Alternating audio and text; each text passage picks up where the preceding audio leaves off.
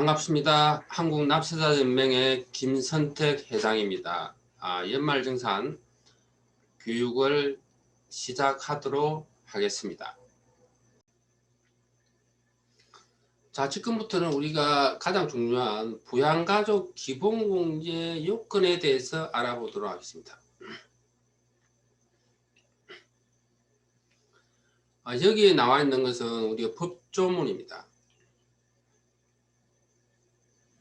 이 부분은 굉장히 중요하기 때문에 제가 한번 읽어보도록 하겠습니다.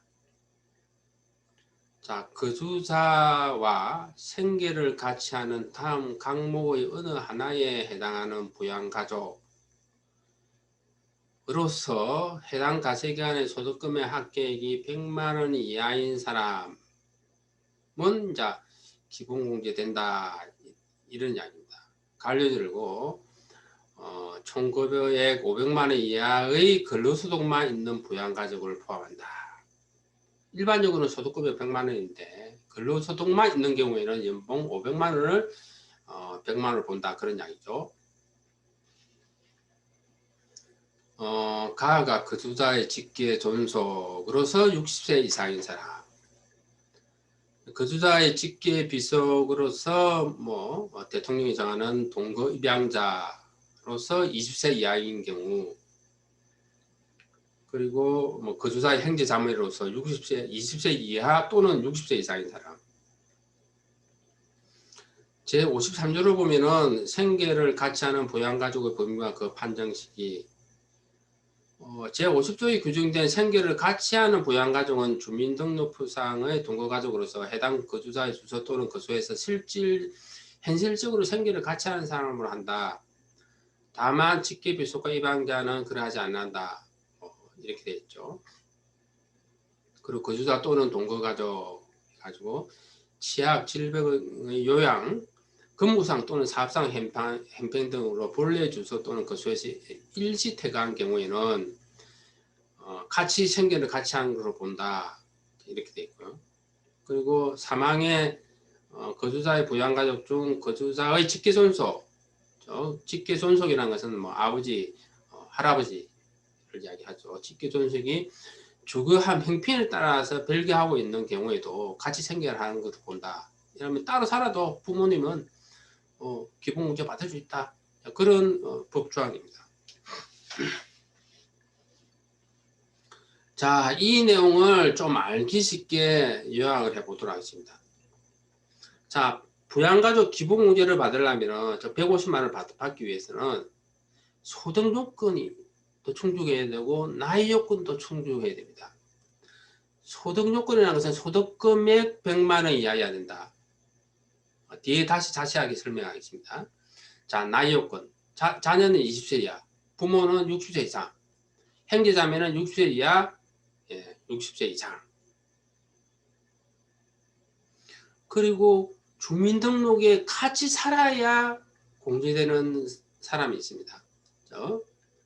자녀나 부모는 배우자도 마찬가지죠. 같이 안 살아도 공제가 가능합니다. 따로 살아도. 단 형제자매, 형제자매라는 것은 처남처제까지 포함하는 겁니다. 형제자매 같은 경우는 같이 주민등록에 올라 있어야만이 기본공제가 된다는 거죠. 일시퇴근을 포함한다. 만약 시골에서 예를 들면 부모님하고 동생하고 같이 살다가 내가 서울에 취직이 돼서 나 혼자 올라왔어, 서울로. 이런 경우가 일시퇴근에 해당되는 겁니다. 직장 때문에 일시적으로 떨어져 있다는 거죠. 그리고 병에 걸려서 떨어져 있거나 이런 경우로 이야기하는 거죠. 이런 경우에는 일시퇴근으로 봅니다. 그래서 같이 사는 걸 본다는 거죠. 자, 그리고 또 하나의 요건이 있는데 생계를 같이 할 것. 이게 뭐냐? 특히 이제 부모님 같은 경우에는 부모님하고 같이 살고 있으면 생계를 같이 하는 거 봅니다. 쉽게 하면 서로 간에 같은 경제 공동체다, 그런 이야기입니다. 같이 거주하면은 같은 경제 공동체를 봐서 생계를 같이 하는 걸 본다. 근데 따로 살면은 이 경우에는 국세청에서는 부모님이 독립적인 생계 능력이 없어서 근로자인 내가 생활비를 보태줘야만이 생계를 같이 하는 거로, 즉 실질적으로 부양하는 것으로 본다, 이렇게 유권 해석을 내리고 있습니다.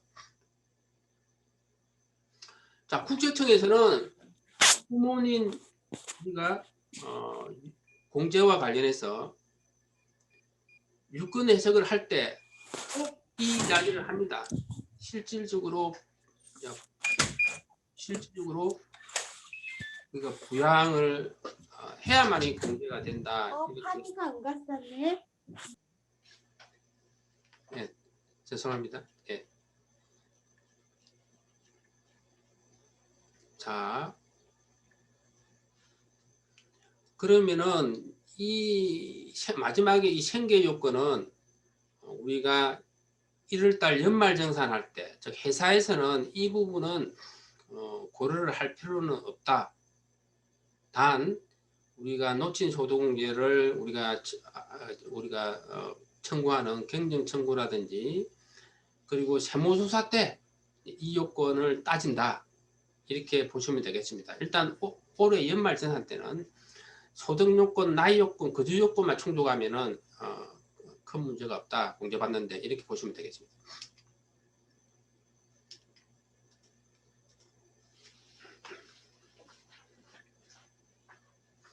자, 여러분들이 또 하나 이제 배워두셔야 될 것은 세금에 있어서 실질과세 원칙이 있습니다.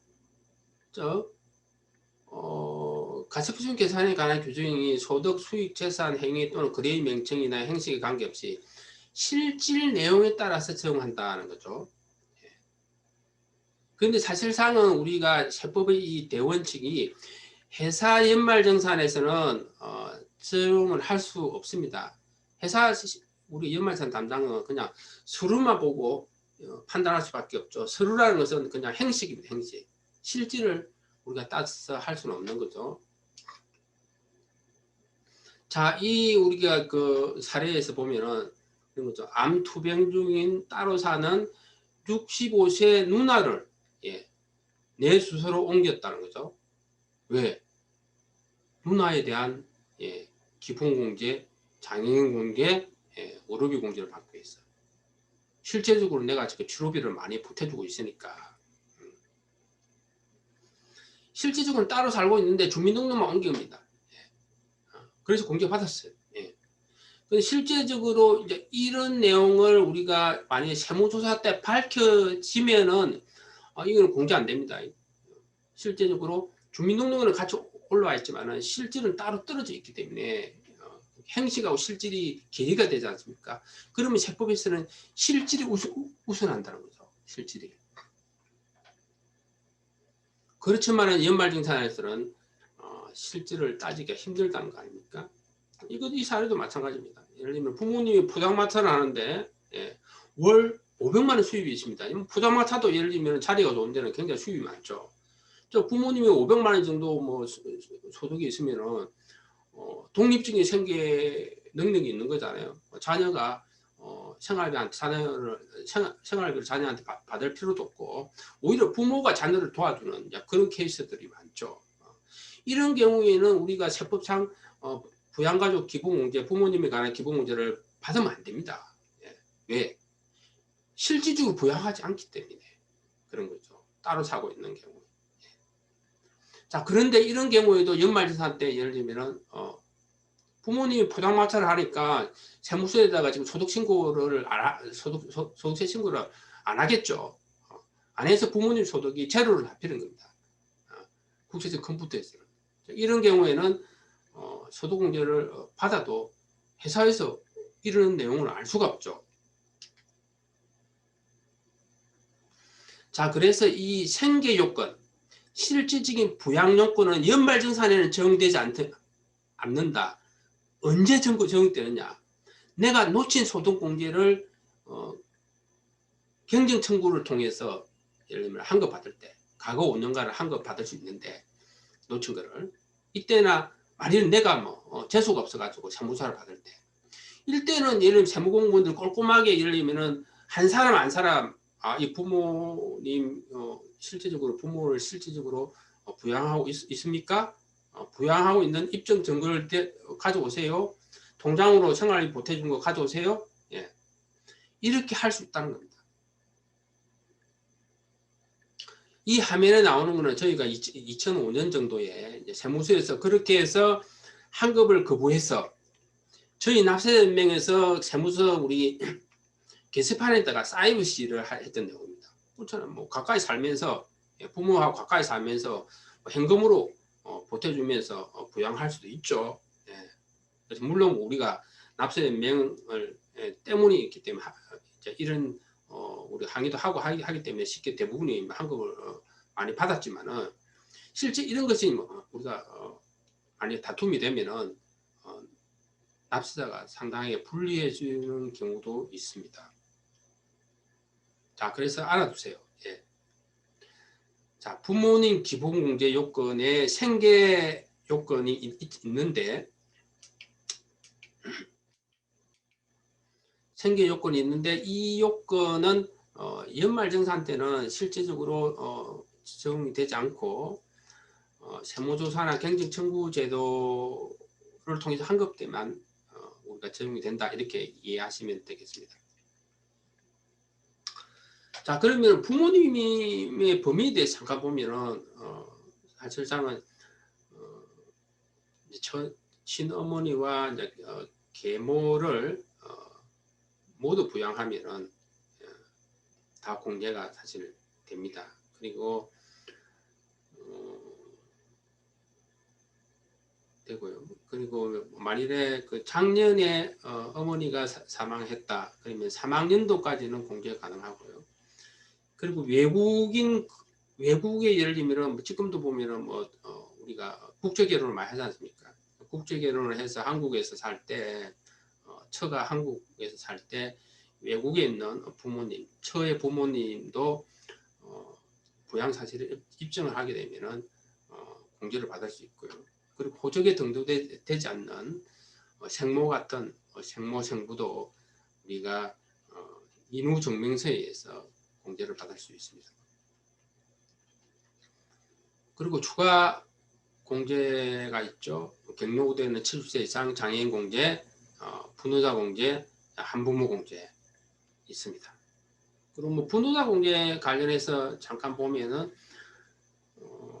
근로소득 금액의 연봉이 보통 4,147만 원 이하인 근로자가 다음에 해당되는 거죠. 배우자가 있는 여성 근로자, 배우자가 없는 여성 근로자이더라도 만약 미혼이라도 미혼 여성이라도 만일에 부모님, 부모님을 기본공제 대상으로 만일에 올리면 분노자 공제 50만 원을 받을 수 있습니다.